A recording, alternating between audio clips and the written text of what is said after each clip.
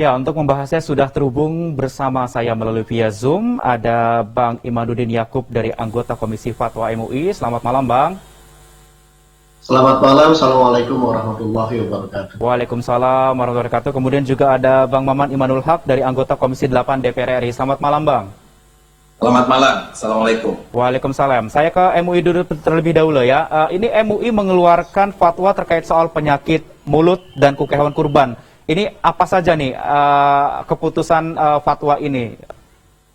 Baik, bismillahirrahmanirrahim. Ya, pertama fatwa ini lahir karena adanya istifta atau permintaan fatwa dari Kementerian Pertanian yang dikirimkan kepada MUI pada tanggal 17 Mei tahun 2022 yang lalu. Nah, lalu kami, Majelis Ulama Indonesia, atas permintaan fatwa ini melakukan kajian yang mendalam dengan menghadirkan para ahli di bidang penyakit mulut dan kuku ya, para dokter hewan dan juga dari Zunewis. Dari hasil kajian kita, lalu kemudian pada tanggal 31 Desember kita kaji dari aspek syariah.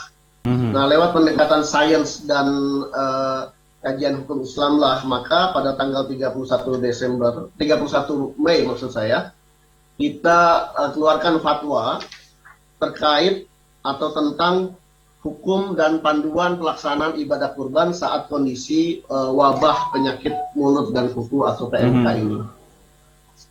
Ya, jadi intinya bahwa hukum berkurban dengan hewan yang terkena wabah penyakit mulut dan kuku ini kita bagi menjadi dua kategorisasi ya. Baik. Ada hewan yang terkena PMK dengan gejala yang ringan, ya seperti lepuh ringan, kemudian celah kuku, kondisi lesu, tidak nafsu makan, tetapi tidak mengurangi kualitas dan kuantitas daging.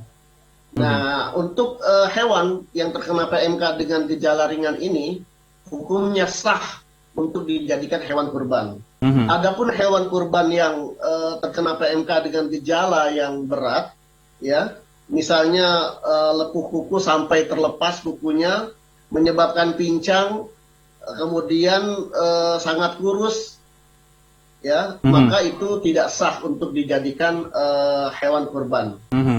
Nah, tetapi nanti hewan kurban yang terkena PMK ini ada yang sudah dilakukan pengobatan klinis ya, yang apabila secara klinis dia dikategorisasikan sudah sembuh dari PMK pada rentang waktu di antara tanggal 10 sampai 13 Zulhijjah, ya, maka hewan itu sah juga untuk dijadikan hewan kurban. Baik. Tetapi kalau di luar tanggal tersebut atau sesudah tanggal 13 Zulhijjah, ya maka penyembelihan sesudah tanggal 13 Zulhijjah tidak terhitung kurban, tetapi hanya terhitung sebagai sedekah biasa saja.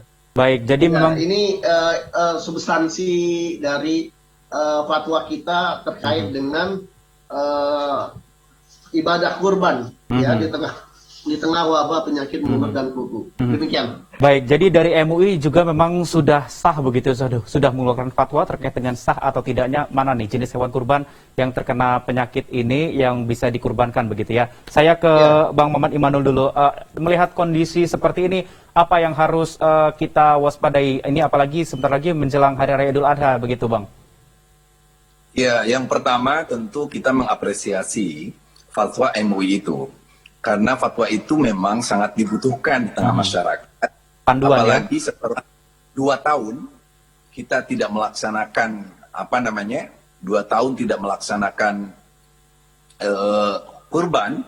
Nah, ini kurban yang sebenarnya harus mengambil mengambil momen, itu yang penting. Jadi sekali lagi saya apresiasi kepada Kiai Aminuddin Yakub.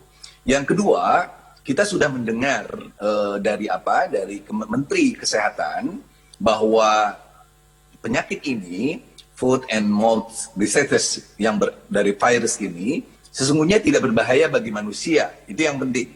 Karena tidak berbahaya bagi manusia, maka sesungguhnya tidak perlu ada kekhawatiran. Beda dengan misalnya flu burung, flu babi, lalu dan sebagainya, yang itu langsung bermutasi kepada manusia. Nah, itu pun sudah dibuktikan dengan munculnya beberapa kasus di Aceh, di Jawa Timur dan sebagainya, tidak ada pemusnahan dan yang mati pun tidak terlalu banyak. Tapi ini bukan berarti lalu kita tidak hati-hati. Kita ingin tetap hati-hati bahwa masyarakat dengan fatwa MUI ini dipandu. Bahkan ada panduan di nomor bawah itu betul-betul menarik bahwa sebaiknya masyarakat tetap melakukan konsultasi kepada dinas peternakan setempat, dinas kesehatan setempat, dan juga bersinergi dengan lembaga-lembaga lain, sehingga betul-betul konsumsi hewan itu betul-betul aman. Jadi sah secara syariat, tetapi sehat untuk dikonsumsi. Itu yang penting, Bang. Baik, Bang. Kalau dalam kondisi seperti ini kan, kondisinya muncul ketika detik-detik menjelang kurban, begitu ya. Sampai dengan sejauh ini ada tidak sih koordinasi dari pihak DPR dengan juga kementerian ataupun instansi terkait dengan pengawasan hewan kurban ini, Bang? Ya tentu DPR RI sangat perhatian.